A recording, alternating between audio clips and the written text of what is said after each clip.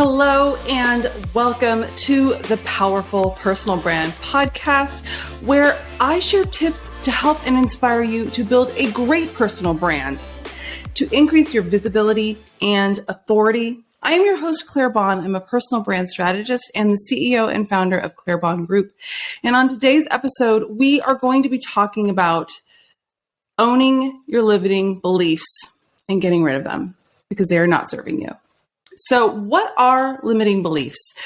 Limiting beliefs are beliefs that you have. Often they come from maybe childhood, maybe a trauma, something that literally you tell yourself, I don't deserve to be there. I'm not good enough. Someone else is better than me. There's so many ways that it can manifest, but it is standing in your way. So a lot of times people don't even know it's there. They don't even know it's standing in their way. And when you work with somebody else, whether it's a team member or you hire an outside consultant such as myself to help you with personal branding, we can often see them because they manifest in micromanagement, sabotaging work, just never letting things get ahead, and just generally you don't want to post anything, you don't want to do anything, even though you really wanted to work on your personal brand to help you get speaking engagements or a promotion, you're so worried about doing anything, you do nothing. Those are limiting beliefs. The limiting beliefs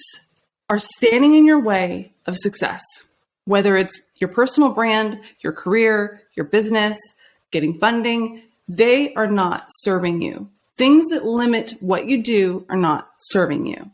So you need to figure out what's causing it. I mean, sometimes it literally could be that you need to go to a therapist if that is what you need to do. It is really important. I have seen this so many times with clients, and I'm not a therapist, but I have suggested that people go see somebody because it does stand in their way. And when it's standing in the way of your business success, you need to figure out how to change it. So you can do some work on your own. If you really feel that you can do it on your own, you can work on making sure that those beliefs don't come to the forefront. They don't jump in front of you and make you stop doing something, stop moving forward because you're scared. So you're never going to be able to scale your business. You're never going to be able to build your personal brand unless you deal with limiting beliefs. I have dealt with limiting beliefs. I mean, I feel that most entrepreneurs, people in general, have dealt with limiting beliefs, and oftentimes they stem from something in your childhood that told you you weren't good enough. So from right now, I want to tell you, you are good enough. You do deserve to have a seat at that table. You deserve to have people hear from you, and you deserve to be heard.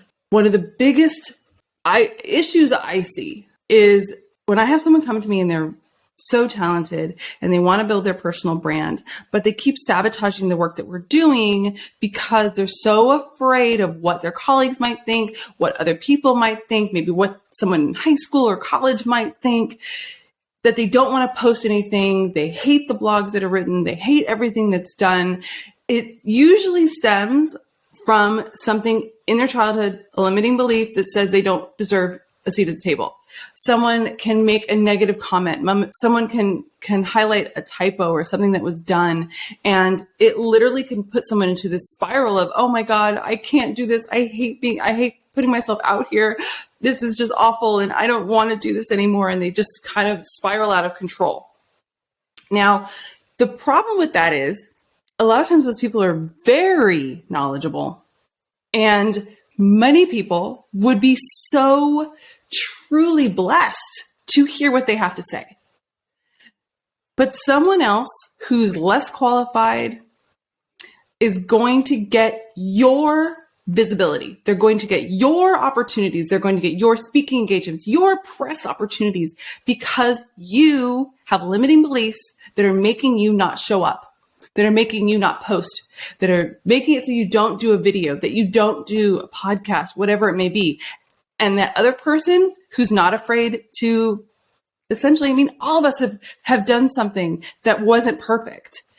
The people that acknowledge that perfection is not serving them, that deal with their limiting beliefs, that get out there and help people, give information, even if they're not as qualified as you. Those are the ones that will get your opportunities because they are there and they will rise above the noise online, and you won't, because you're sitting in the sidelines afraid with your limiting beliefs.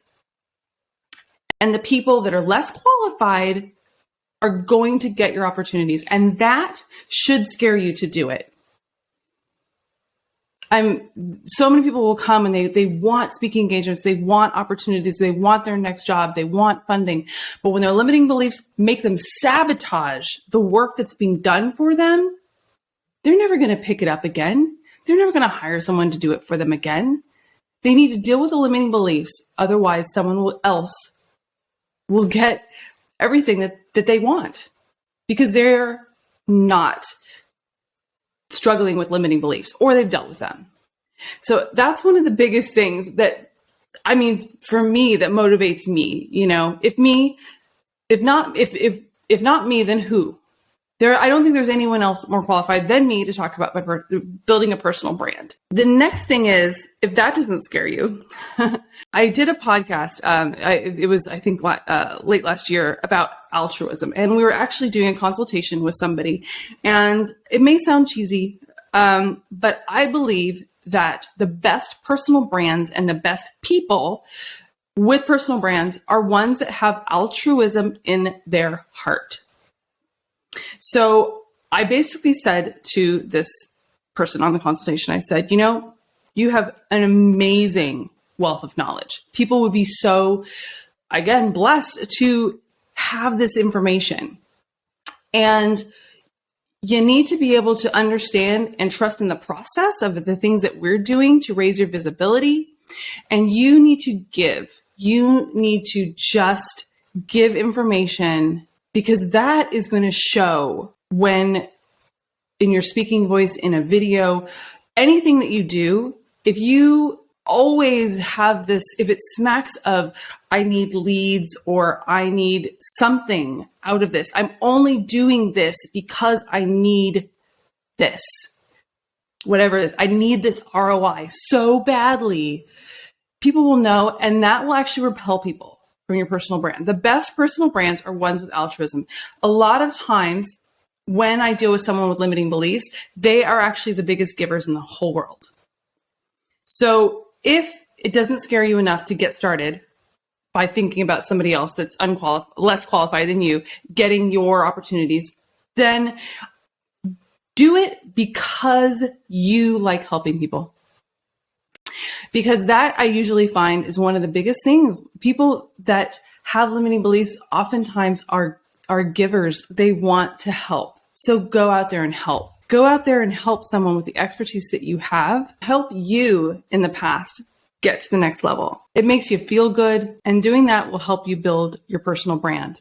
And one of the things to remember too, so say you are so knowledgeable in finance, science, so many, technology, that you are so knowledgeable in this crazy niche. But if you think about how small your niche is, you're not really going to build your personal brand unless you spread, kind of open it up a little bit and maybe help people that aren't necessarily like you with 20 years under their belt of this niche work. You're going to have to help like the college student or somebody that's starting a business or something that might want to know what you have to deal with, whether it's marketing, SEO, data science, financial planning, whatever it might be. Talk to someone at a lower level than you. That will help build your personal brand and make it wider.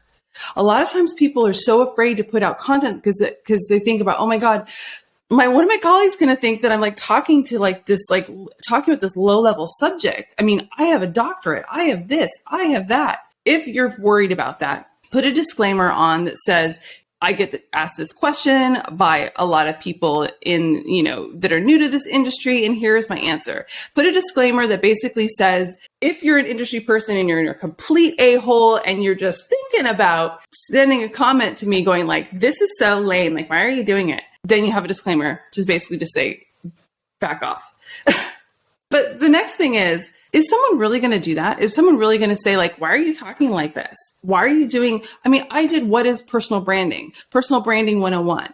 None of my colleagues are going, Claire, why are you telling people what personal branding is? That's so lame.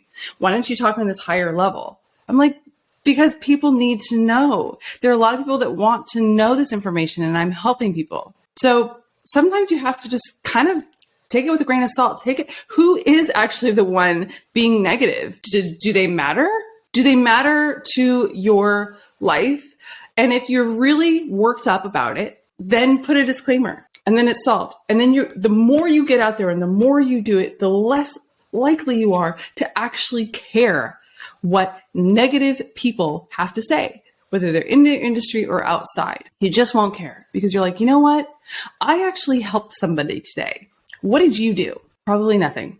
Probably trolled some other people. So you really have to take a lot of it with a grain of salt when you are so worried about what other people might think. A lot of times when I would be worried about what other people might think, that was one of my limiting beliefs for a very long time. And I always just thought, well, what's the worst that could happen? And a lot of times when you think about it, you're like, wow, nothing. I got a negative comment on YouTube. Does it change my day? No. I'm still going to do the same thing. I'm going to go have dinner with my husband. Going to go on a dog walk. Going to see my friends this weekend. None of that is going to affect me unless I let it. I feel like I've kind of been preaching a little bit, but I just don't want to see you stuck. I just don't want to see, because it doesn't serve anybody, because there are people that would love to know what you have and the information that you have. And if you are standing in your way of helping somebody, then stop, please, for the world, for the universe. So there you go. That is how your personal brand really can be hindered by limiting beliefs. So please do me a favor and work on those. And I would love to know a comment and tell me what your limiting beliefs are and what you're going to do to stop it. Because I have been there too. I really have. Just like I said, and I asked myself, what's the worst that can happen if this horrible thing happens, a horrible comment, a this, a that, blah. Usually in the scheme of things, and you're really in your life, especially with everything going on in the world, it literally means nothing. It means nothing. At least that was in my case. So thank you so much for listening and watching, and I will see you in the next episode